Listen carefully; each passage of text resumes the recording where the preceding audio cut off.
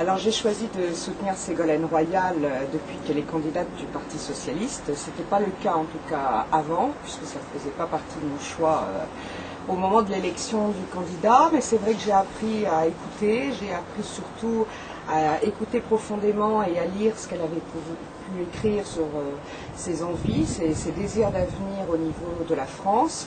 Et c'est vrai que petit à petit, je dirais que la petite musique de Ségolène a fait son chemin.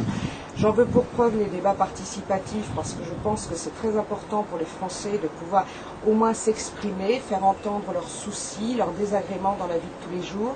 Peu d'hommes politiques prennent le temps de le faire et on le voit bien au niveau local que c'est très difficile pour les gens souvent de s'exprimer. C'est des problèmes souvent particuliers, mais elle aime écouter ces problèmes particuliers et je dirais les globaliser et essayer de trouver des solutions. On est dans une situation politique actuelle qui est telle que je dirais l'avenir et le désir d'avenir de la part de la jeunesse se fait sentir, seulement ils se retrouvent souvent face à un mur. Beaucoup de difficultés, trouver un emploi, trouver un premier logement, essayer de s'intégrer dans la société. Je ne pense pas que ce soit par la création d'un ministère de l'immigration et de l'identité nationale que l'on arrivera à remettre, je dirais, de l'espoir dans les banlieues et dans les quartiers difficiles.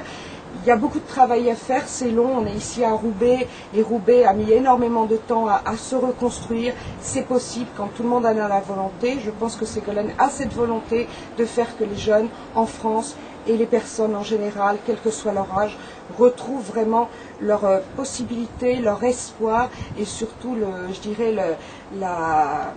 l'envie et de dire bah oui, je suis français et je suis fier quelque part aussi d'être français, d'appartenir à une grande démocratie et qu'à chaque fois qu'il est nécessaire, on me demande mon avis. Alors je ne vote pas Ségolène Royal parce que c'est une femme et que je suis une femme. J'ai toujours combattu plus ou moins ces critères-là en politique. Je pense que chaque personne peut y arriver sans une condition. Je ne suis pas pour les quotas d'étrangers, les quotas de femmes sur les listes. Je n'accepte pas ça. Mais je pense qu'aujourd'hui, elle a la capacité d'écoute et surtout l'envie de changer la France, de changer le système politique et de faire que la France se rénove et que demain, elle ait plus de désir d'avenir parce qu'elle aura des désirs tout court.